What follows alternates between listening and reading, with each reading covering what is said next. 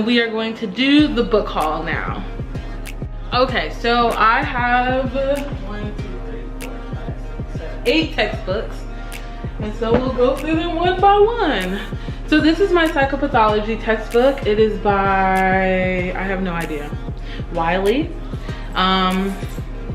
It is very thorough, and I mean that in the best way possible, but also in the worst way possible. It is really hard for me to use this book just because I felt like it was just all over my head. Like, I know disorders and I know kind of how stuff works in mental disorders, but this, oh, I thought there was a bug on here, but it's just flesh. But this book is good if you're like looking for something specific. Like if you're looking for a specific disorder and you really want to know more about that disorder, it's really helpful. I use this, I did a paper on depressive disorders, well, major depression, and this book was a lifesaver. I really liked it for that, but like reading it every day is kind of hard. They use a lot of big words, and yeah, it's a good book though to have just like as a reference for the future. And so like when I eventually practice, if I need like to look up something, if I don't understand like a specific facet of a disorder, I would definitely turn to this book. So then going along with that book in that class is the Diagnostic and Statistical Manual of Mental Disorders, or the DSM-5. Honestly, if you are going into clinical psychology, you are going to have your own DSM at some point. I am thinking about getting a pocket version just so I can have one on the go. But I mean, the DSM is the DSM. It talks about disorders. It's a really great book. It's not really a book that's used for like pleasure reading. It's just like literally how to diagnose somebody with a mental disorder. That's really all I have to say about that. It's yeah, it's just that. I mean, I would, if you're going into clinical psychology, I would highly recommend getting a DSM. I'm gonna end up probably buying, like I said a few seconds ago, I'm gonna end up buying a pocket version, and yeah, so it is what it is. It's the DSM. So then we're gonna move to my assessment textbooks. I have 4. So the first I'm going to talk about is this psychological assessment book by Julia Sir. I actually really like this book. I didn't think I was going to, but it tells you what tests are appropriate for when, basically. And it's just a really good book to have, especially if you're doing assessments on like personality disorders, intelligence testing. I found myself going to that book a lot more than I thought I was going to. Okay, so then this is for the WAIS 4.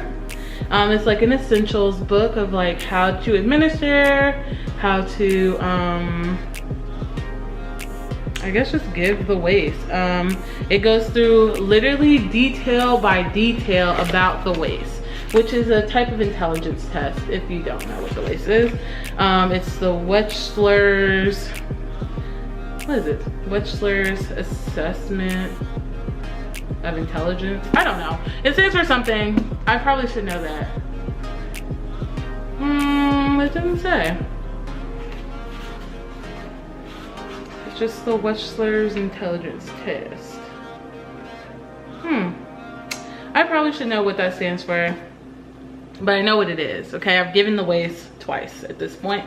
So this is a good book to have. It helps you score the WAIS, and I just thought it was a good book. It's very thorough. It has a CD in the back, which helps you score. I actually didn't use the CD, but I did use, they have like a guide in the back of how to, no, that's not it. How to like score the test, which I used twice. So that's that. So the second book is the Sattler's textbook. It is the Foundations of Behavioral, Social, and Clinical Assessment of Children. Even though this is for children, the textbook is based around children. We use it to learn about the WAIS and intelligence, but it is not just for children. A lot of the skills you use to administer tests to children, you still use with adults. So it's a pretty good textbook. It's by Sattler. My teacher swears by this book. He thinks it's great. I thought it was great. It had a very thorough chapter on clinical interviewing, which I thought was really useful and helpful because I wasn't 100% sure how to do that. So that's in this book. It also comes with, I don't know if it actually came with this book or if these are separate, but it has a resource guide to accompany the book. I actually did not use this at all, so I have no idea what's in this. Oh, well, it's kind of cool though. It tells you, like, has different tests, observations, how to do semi-structured interviews. So I guess it's good to accompany the book, but I honestly didn't use it this semester, so then we have my research methods book. It's Principles of Research and Behavioral Sciences. This book, it's by Whitley and Kite. I'm not gonna lie to y'all, I didn't use this book very much. It was not, like, I tried really hard to read it. And I read most of the chapters. Well, I did like a heavy skim of most of the chapters. And it just, like, I don't know if it was just too wordy or if I just wasn't getting the concepts just reading it. But once I went to class, I got the concepts a little better, but I just didn't necessarily like this textbook because it was, like, heavy. It's like, I don't know how to explain it, like heavy in terms of, or dense. It's like densely packed with like a lot of words and like not necessarily making things more clear in the book, but it's useful if you want to look up a certain type of, like, how you want to do a certain method in research. I think it would be very useful for that if I'm, like, really wanting to get a thorough understanding of something. But I mean, I didn't use it that much, if we're being honest. But I do think it's a good book overall. I just didn't like it because I didn't like all the reading in it. Yeah. So then the last book is my cognitive processing therapy book for PTSD. This book is not technically one of my class books, but it is like the workbook or the manual for doing cognitive processing therapy for PTSD. So as some of you guys know, I'm on the trauma team for my clinical vertical team. And so one of the things, we haven't really used this book this semester, but I know next semester we're gonna be using it. And so one of the things our supervisor wants us to be competent in is CPT, especially for PTSD.